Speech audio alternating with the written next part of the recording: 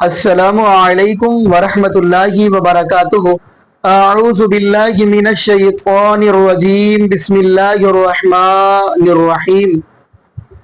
الا ان اولیاء اللہ لا خوف علیہم ولا هم یحزنون۔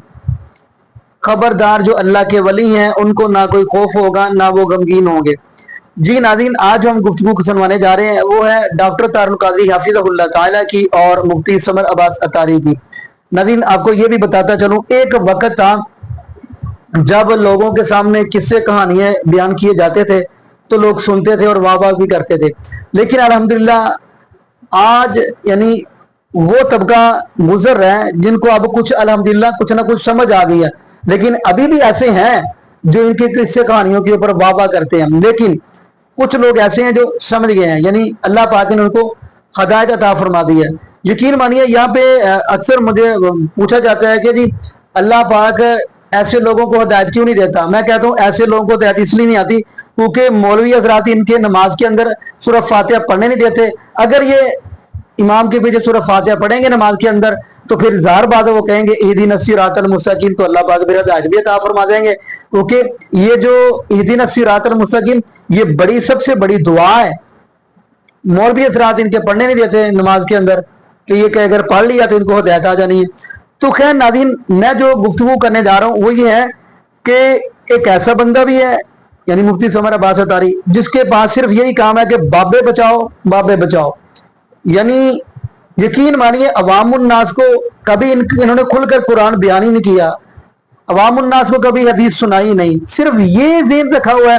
بلکہ یہ نہیں کہ یہی ہے، اور بھی بڑے ہیں لیکن یہ ان کا مقابلہ چلتا ہوتا ہے۔ مثال کے طور پہ آپ مفتی ثمر عباس اطاری لگا لے، امیر القاضی لگا لے اور مفتی حنیف قریشی لگا لے، ان کے اندر مقابلہ چلتا ہے کون بڑی چھوڑتا ہے، ان کے اندر مقابلہ چلتا ہے کہ دیکھیں کون بڑی چھوڑے گا، شاید ان کا بھی تگمہ ملتا ہو یا کوئی انعام ملتا ہو۔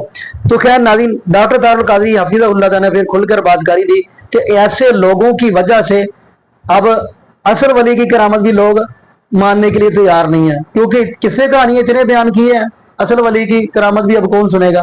تو آئیے ناظرین، میں چاہتا ہوں آپ کو وہ گفتگو سنواؤں، پھر انشاءاللہ ناظرین آگے ہم بھی گفتگو کریں گے۔ تو آئیے ناظرین مل کے گفتگو سنتے ہیں۔ یہ وہ میرے داتا صاحب ہیں، وہ داتا صاحب جن کے بارے میں غوث اعظم نے فرمایا، یہ غوث اعظم سے پہلے کے بزرگ ہیں، فرمایا اگر یہ عبد القادر کے زمانے میں ہوتا تو میں ان کا بیعت ہو جاتا۔ پیرو ہوندا جڑیاں مصیبتاں دور کرے تھے۔ ہم پر ایک خبیث مولوی نے تقریر کی تھی، کمینے نے، ایسے کمینے ہی ہوتے ہیں، میں کیا کہوں ان کو، میں کچھ نہیں کہہ سکتا۔ وہ کہتا تھا داتا کہنا شرک ہے، اس کے دربار پہ جانا شرک ہے۔ میں نے کہا چپ کرو اے بے غیرت، تجھے اس مسئلے کی نہیں سمجھ آئی؟ داتا کے دربار پہ جانا شرک ہے، تمہیں کل کو تم کہو گے حضور کے دربار پہ جانا شرک ہے۔ داتا صاحب کا قصور کیا ہے؟ اس لیے کہ کافروں کو مسلمان کیا تھا، اس لیے مزار پہ جانا شرک ہے۔ لعنت تمہاری گندی سوچ پر۔ میرا نبی ہر سال احد کے شہیدوں کے مزاروں پر خود جاتا ہے۔ اٹھاؤ مسلم شریف، بزرگوں کو اور کافروں کے خلاف لڑنے والے بزرگ ان کے مزاروں پر جانا تو نبی کی سنت ہے، تو میں داتا کے مزار پہ کیوں نہ جاؤں؟ بتا رہا مجھے پتہ نہیں کیوں پیٹ میں درد ہوتا ہے ان کے کہ داتا کہنے سے شرک ہو جاتا ہے۔ میں نے کہا یا داتا نو داتا کہنا بند کر دیو، یا انہاں مولویاں نو بند کر دیو، یا داتا دے گلیاں دے وچوں پیسے کڈنا بند کر دیو۔ یہ داتا نہیں تو پیسے دندہ کون ہے؟ یہ پنجاب حکومت کا سارا نظام داتا کے گلوں پہ چل رہا ہے، تسا کسے بھول چ بیٹھے ہو، سمجھ تسا کسے بھول چ بیٹھے ہو۔ اور کئی مرتبہ رات کے وقت جب میرا بیان ہو تو میں رات گئے جاتا ہوں داتا صاحب کے قدموں میں، بلکہ میں نہیں جاتا، وہ بلاتے ہیں، یہ جملہ اچھا ہے۔ تو جب فقیر حاضر ہوتا ہے تو یقین کرو کئی مرتبہ وہ آ جاتے ہیں، او جی آج اتنا ٹولہ بیٹھا، آ جاؤ پیسے گنیے۔ میں کہا کیوں؟ داتا اتنا دیتا ہے، کنجیندہ بھی نہیں۔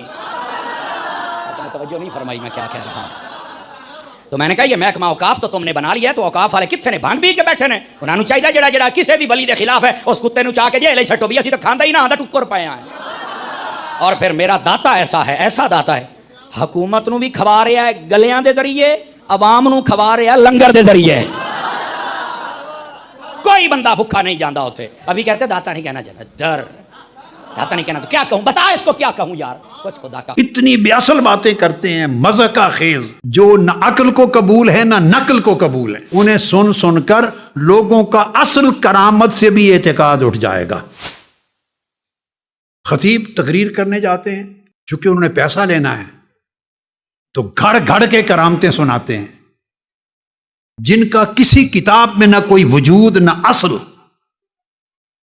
اور اتنی بے اصل باتیں کرتے ہیں مذاق خیز جو نہ عقل کو قبول ہے نہ نقل کو قبول ہے، نہ کسی نے ان کو روایت کیا، نہ کسی عالم کے ہاں وہ مقبول۔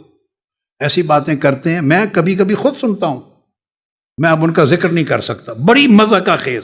جب اس قسم کی من گھڑت جھوٹی بے بنیاد بے اصل کرامتیں بنا کے آپ سنائیں گے اور حضور غوث پاک کی طرف منسوب کریں گے، خواجہ غریب نواز کی طرف منسوب کریں گے اور دیگر اولیاء کبار کی طرف منسوب کریں گے، تو انہیں سن سن کر لوگوں کا اصل کرامت سے بھی اعتقاد اٹھ جائے گا، وہ سمجھے گا یہ سب جھوٹ ہے۔ یہ ہو رہا ہے اس وقت، اور تنقید کرنے والے، اعتراض کرنے والے کو یہ بنیاد بنتی، وہ مذاق اڑاتا ہے ان باتوں کا، اور اتنا مذاق تسلسل سے اڑایا جاتا ہے، انسان قبول کرتا ہے کہ یہ بے عقلی کی چیزیں اس حد تک کیا جاتا ہے کہ رفتہ رفتہ انسان کا اعتقاد اصل حقیقت سے بھی اٹھ کے ختم ہو جاتا ہے۔ جی ناظرین، آپ نے یہ ویڈیو ملاحظہ فرمائی۔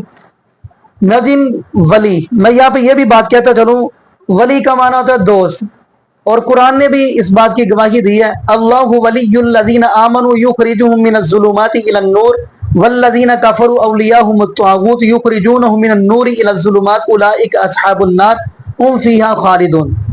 فرمایا اللہ کے ولی وہ ہیں پہلے نمبر پہ جو ایمان لے آئے، پھر ولی وہ ہیں جو اندھیروں سے نکال کر روشنی کی طرف لے کر آتے ہیں، شیطان کے یار بھی ہیں، شیطان کے بیلی بھی ہیں۔ وہ کون ہے؟ جو روشنی سے نکال کر اندھیروں کی طرف لے کر آتے ہیں۔ ناظرین، اللہ کا ولی تو وہ ہے جو صوم و صلات کا پابند ہو، اللہ کا ولی تو وہ ہے جس سے لوگوں کی عزتیں محفوظ ہوں، ورنہ آپ اس معاشرے کے اندر دیکھیں لوگ عرس میلے وغیرہ پہ جاتے ہیں۔ میں بابا جی علی اجمیری رحمۃ اللہ علیہ کو اللہ کا ولی مانتا ہوں، لیکن آپ دیکھیں کہ وہاں کی ان کے ارد گرد کیا کچھ ہو رہا ہے، آپ کو سب کچھ نظر آ رہا ہے۔ لیکن ناظرین، میں یہاں پہ یہ بھی بات کرتا چلوں، بابا جی علی حجویری رحمۃ اللہ علیہ میں اللہ کے ولی مانتا ہوں، کیونکہ صحیح البخاری کے حدیث ہے، نبی پاک صلی اللہ علیہ وسلم نے فرمایا جو بندہ اللہ کے ولی کی توہین کرتا ہے وہ رب سے اعلان جنگ کرتا ہے۔ لیکن ناظرین، اللہ کے ولیوں کو اتنا ہی مقام دے دینا، اتنا ہی مقام دے دینا معاذ اللہ کہ رب العالمین کے مقام تک پہنچا دینا، استغفر اللہ معاذ اللہ۔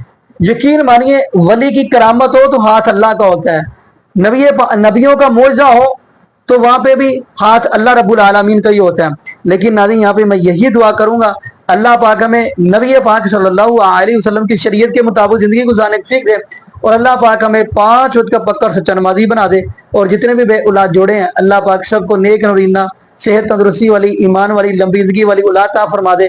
جزاکم اللہ خیرہ، احسن جزا۔ السلام علیکم ورحمۃ اللہ وبرکاتہ۔